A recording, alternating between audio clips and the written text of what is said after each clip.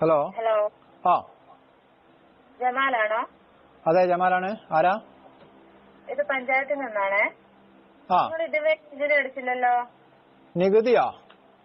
എന്റെ നികുതി സെക്രട്ടറി ലീവാ, അതുകൊണ്ടാണ് നികുതി അടയ്ക്കാത്തത്. സെക്രട്ടറിയുടെ ആവശ്യമൊന്നുമില്ല. നിങ്ങൾക്ക് പഞ്ചായത്തിലെ ഫ്രണ്ട് ഓഫീസിൽ വന്നാൽ നികുതി അടയ്ക്കാൻ പറ്റും. നിങ്ങളെ പഞ്ചായത്ത് സെക്രട്ടറിന്റെ കാര്യമല്ല പറഞ്ഞത്, എന്റെ സെക്രട്ടറി ലീവാ, അതുകൊണ്ടാണ് നികുതി അടയ്ക്കാത്തത്. അല്ല, നിങ്ങളാണോ നികുതി അടയ്ക്കേണ്ടത് അല്ലെങ്കിൽ നിങ്ങളുടെ സെക്രട്ടറി ആണോ നികുതി അടയ്ക്കേണ്ടത്? നികുതി അടയ്ക്കേണ്ടത് ഞാൻ തന്നെയാ, പക്ഷെ എന്റെ സെക്രട്ടറി നികുതി ഇതിൽ ഒപ്പുവെക്കാണ്ട് എനിക്ക് നികുതി അടയ്ക്കാൻ പറ്റൂല. നിങ്ങൾ സെക്രട്ടറി ആരാ? എന്റെ സെക്രട്ടറി എന്റെ കെട്ടിയോളാ. ഓളിപ്പോ പ്രസവ അവധി പോയതാ. മാഡം വരാണ്ട് എനിക്ക് മാഡം വരികയും വേണം. പ്രസവാവധി നാപ്പോളിയും ഇതെല്ലാം കഴിഞ്ഞിട്ടാ മാഡം വരുള്ളൂ. അത് കഴിഞ്ഞിട്ട് എനിക്ക് നികുതി അടയ്ക്കാൻ പറ്റുള്ളൂ. നിങ്ങളെന്താ തമാശ പറയാ? ഇത് ഞങ്ങളുടെ ജോലിയായിട്ട് വിളിക്കുകയാണ്. ഇത് എന്റെ ജോലിന്റെ ഭാഗമായിട്ടാണ് എന്റെ സെക്രട്ടറി അവധി പോയത്. അതുകൊണ്ട് മാഡം അവധി കഴിഞ്ഞ് ഇത് നാപ്പോളിയും കഴിഞ്ഞ് പ്രസവവും കഴിഞ്ഞ് വന്നിട്ട് എനിക്ക് നികുതി അടയ്ക്കാൻ പറ്റുള്ളൂ. നിങ്ങളെന്താണ് ഇങ്ങനെയൊക്കെ സംസാരിക്കുന്നത്? ഞാൻ പിന്നെ എങ്ങനെ സംസാരിക്കണോ? ഞാനൊരു വീടിന്റെ പ്ലാനും വരച്ചിട്ട് 1500 സ്ക്വയർ ഫീറ്റിന്റെ ഒരു വീടിന്റെ ഒരു പ്ലാനും വരച്ചിട്ട് 100 വട്ടാണ് പഞ്ചായത്തിൽ വന്ന്.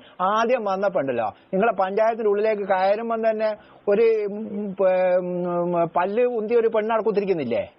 എവിടെ ഫ്രണ്ട് ഓഫീസ്? ആടെ മുന്നിലേ എവിടെ? ഫ്രണ്ട് ഓഫീസിലോ? കയറി വരുന്നിടത്തിൽ ഫ്രണ്ട് ഓഫീസ് അല്ലാണ്ട് പിന്നെ ബാക്ക് ഓഫീസ് ഉണ്ടാകുക. Front office. ഓക്കെ.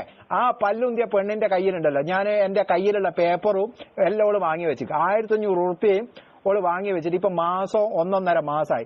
എപ്പോ ചെന്നാലും എന്തെന്നാ, ഒന്നൊക്കെ പറയും സെക്രട്ടറി അവധിയിലാണ്, അല്ലെങ്കിൽ പറയും ഓളെ പ്രസവത്തിന് പോയത്. ഇങ്ങനെ പറയാൻ തുടങ്ങിയിട്ട് 1.5-2 മാസമായി. ഇറച്ചിപ്പീടിയന്റെ മുന്നിൽ നായി നിൽക്കുന്ന പോലെ ഞാൻ അവിടെ വന്ന് നിൽക്കുന്നത് എത്ര ദിവസമായി എന്നറിയോ? ഇനി ഇപ്പോ നിങ്ങൾക്ക് നികുതി ആവശ്യമുള്ളപ്പോ നമ്മളെ വേണമല്ലോ ഇങ്ങോട്ട് വിളിക്കുന്നത്, അല്ലേ? എന്താ അങ്ങനെയല്ലാന്ന്? മുഴുവൻ നികുതി തിരിച്ചെടുക്കണമെന്നാണ് ഞങ്ങളുടെ ഉത്തരവാദിത്തം. അങ്ങനെ വരട്ടെ. ജനങ്ങളെ പിഴിയാൻ നിങ്ങൾക്ക് ഉത്തരവുണ്ട്. എന്നാലോ ഒരുത്തനുണ്ടല്ലോ, ഒരു 10 സെന്റ് സ്ഥലം വാങ്ങിയിട്ട് കഷ്ടപ്പെട്ടിട്ട് ഒരു വീട് വെക്കാനായിരിക്കും, ഈ എങ്ങനെയെങ്കിലും ഉണ്ടാക്കാനായിരിക്കും നോക്കുന്നത്. അന്നേരാണ് പഞ്ചായത്തിന്റെ മുന്നിൽ വന്നിട്ട് നിങ്ങൾക്ക് സ്വീപ്പാക്കലില്ലേ? പറ. ഞാനൊരു കാര്യം പറയട്ടെ. നിങ്ങൾ എത്രയും പെട്ടെന്ന് നികുതി അടിച്ചില്ലെങ്കിൽ നിങ്ങൾക്ക് തന്നെയാ ഫൈൻ വരിക. എന്റെ ഫൈന് വരും അല്ലേ? എന്റെ മോളെ, എന്റെ ഒരു വർഷത്തേക്ക് ഞാൻ എന്റെ പുരക്ക് എത്ര ഉറുപ്പിയാണ് നികുതി ഉള്ളത്? ഒരു വർഷത്തേക്ക് നികുതി വരുന്നത് 658 രൂപ ഉണ്ടാവും. ഓക്കെ. ഞാൻ ആ 658 റുപ്യോ, ആ 658 റുപ്യ ഞാനിപ്പോ 2-3 മാസം കഴിഞ്ഞിട്ടാണ് അടയ്ക്കുന്നതെന്ന് വിചാരിക്കുക. എന്നാൽ എത്ര റുപ്യ എനിക്ക് ഫൈൻ ഉണ്ടാവും? 2 മാസത്തേക്ക് 30 രൂപയാണ് ഫൈൻ വരുന്നത്. ഞാനിപ്പോ വേഗം അടയ്ക്കാൻ വേണ്ടിട്ട്. ഓക്കെ. 2 മാസത്തേക്ക് 30 ഉറുപ്യ എനിക്ക് ഫൈന് വരുന്നത്. അതുകൊണ്ടല്ല നിങ്ങൾക്ക് ഇപ്പൊ ഇത്ര. അതാ ഞാൻ ഇപ്പൊ അടയ്ക്കാൻ 2 മാസം കഴിഞ്ഞിട്ട് 30 ഉറുപ്യ എനിക്ക് ഫൈന് വരും. ഞാനൊരു കാര്യം ചോദിക്കട്ടെ, ഞാനിപ്പോ 1.5-2 കൊല്ലം മുമ്പുണ്ട് ഒരു 1500-2000 സ്ക്വയർ ഫീറ്റ് വീടുണ്ടാക്കാൻ വേണ്ടിയിട്ട് എത്ര ഉറുപ്പ്യനൊന്നും പെർമിറ്റിന് വേണ്ടി വരിക?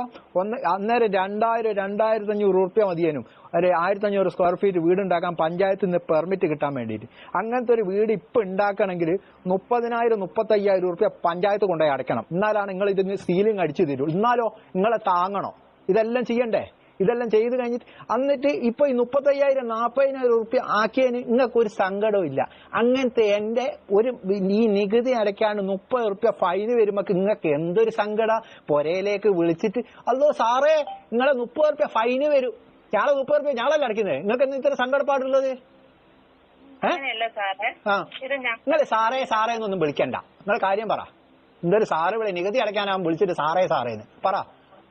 സാറേ, നിങ്ങൾക്ക് വേണമെങ്കിൽ ഗൂഗിൾ പേ വഴി നികുതി അടയ്ക്കേണ്ടതാണ്. ഇങ്ങോട്ട് വരണമെന്ന് പോലും ഇല്ല.